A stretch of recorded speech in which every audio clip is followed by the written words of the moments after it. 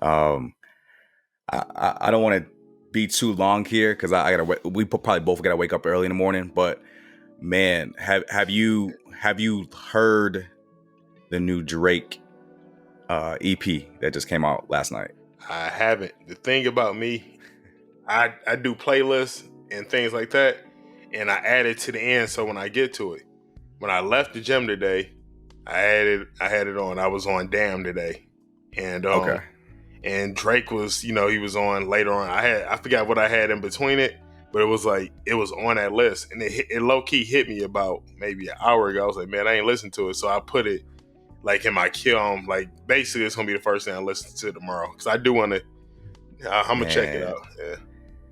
I'm surprised my ears. From what I saw, I heard Lil Baby went in. Oh my! I did see that. That's my favorite Lil Baby verse. Period.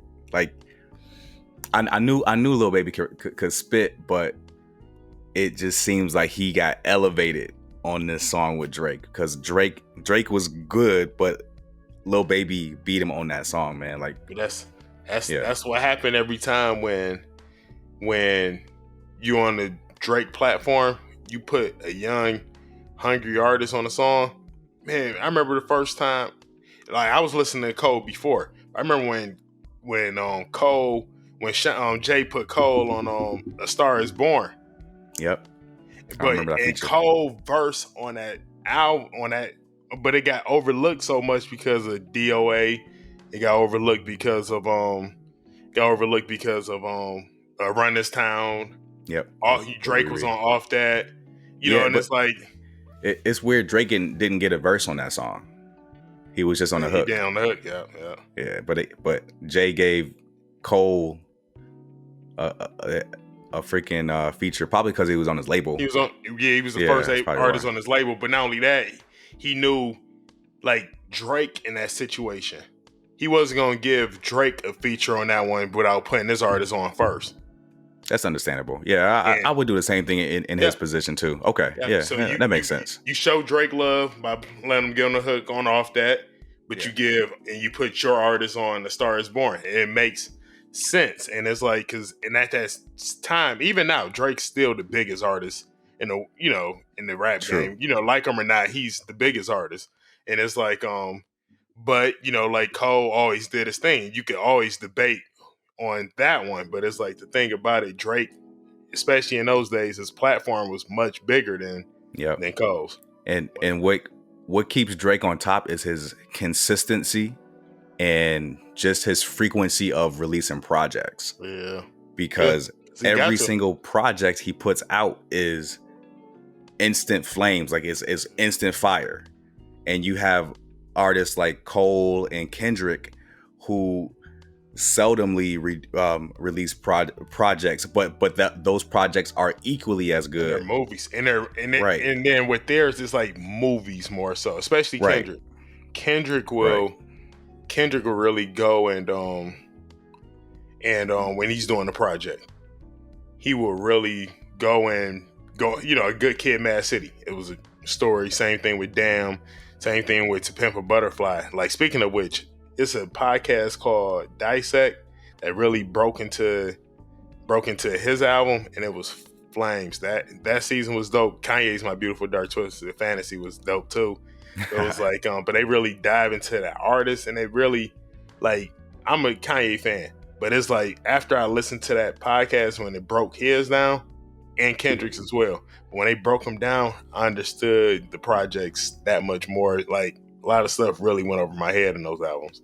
Yeah. And it's like, but meanwhile, Drake is more, not that, because it works. It's like Drake's more the radio. He makes those type of songs. Yeah. But Kendrick really figured it out with Damn, because he made Humble and, like songs where you could bank it either way, and it's like, yeah. And that's, he hit gold with that Damn album. That's my favorite album, especially Duckworth. At the end, I was like, "Yo, that beat, the beat flip." I was my favorite song was God. Oh, how about DNA? DNA. That was the anthem for a minute, though. That was the best. That was the best song to kick it off, and it really set the tone for the album. You know, especially with the Fox News clip right before it. That was the perfect song to really pop the album off. But I don't know, there's something about that guy. Every time I hear that song, but it was funny because that was actually the album I was listening to earlier. like it's a classic. Damn, and it is. Yeah. But still, my favorite. Well, let me phrase it. My favorite album now is from him is The Pimp a Butterfly. Really, that was the one album I couldn't get into, man. I didn't get into it when it first came out, but my mind and everything changed since then. I bet if you listen to it now, you would get a different feeling for it, especially with every. I think I'm gonna listen to it tomorrow. Because at work we got a lot of idle time, so I think I'm gonna take a listen tomorrow at work, man. Do you think? And then you should listen to it. You should listen to it with that podcast. I was saying you would dissect, and you could really dive into the album. Text it to me after we finish recording here, because I would definitely. I'm looking for more podcasts to support for sure. Yeah. Do you think with how frequent certain artists put out music, do you think is leading to burnout? Because I don't know how Drake is not burned out by now, because I recently saw Big Sean said that he was just exhausted from making music, being creative, and he contemplated suicide. Yeah, that was kind of in between before Detroit 2 process, and he kind of had to fall away. I think it depends on the individual. You know, it's like, you know, we all struggle with different things and stuff like that. And like with Shine, it might have been something personal and for him, but it's like I think it really depends on the artist, because because actually it's funny, he actually tweeted something earlier. I saw it on Twitter. He had tweeted something to the extent of someone was asking about an unfinished song with him and Cole, and he said, you know, like maybe we'll drop it, whatever. He's like, man, no, I need to hit him up. He was like, but no, he in album mode. He was like, we all in album mode. But it's like, I think right now, and it really makes sense if you really think about it. There's nothing to do right now. No, it's like, that's why it's the perfect time to really just be in album mode.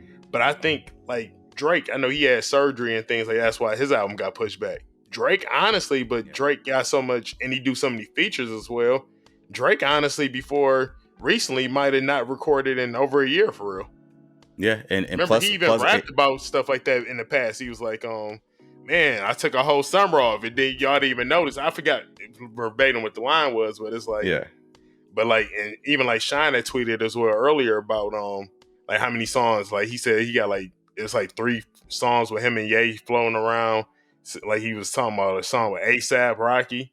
He was talking he was just talking about like a lot of songs is in a vault, like a lot of times, and like Killer Mike had also tweeted something like that earlier this week. He had said something to the extent of like he writes a lot of his music, and he but when he ended up spitting, he ended up just freestyling. He was like, maybe I'll release it, maybe I won't, you know. And it's like it all started because of him saying on 3 Stacks only writes his music, because a lot of people thought he freestyled it, and then you know, like he was going back and forth with some people.